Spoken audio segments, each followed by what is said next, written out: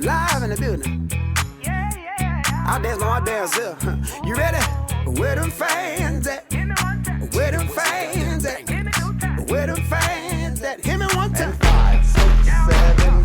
Oh, oh, oh, oh, oh, I got my boots on the ground.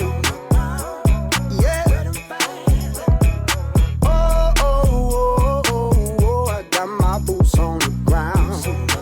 Where the fans at? Start again. Get up by your seat. Let your body move. Cowboys and cowgirls, they feeling that groove. Sipping on moonshine, fire barrel rolling. I'ma get behind that thing, girl, and hold it, hold it, hold it, hold it. Whoa, oh, oh, oh, oh, got my boots on the ground. Yes, sir. Lord have mercy. Oh, oh, oh, oh, got my boots on the ground. Fans, please. I hope you got good knees, cause we gon' get it up. Everybody's dancing to that juke joint love.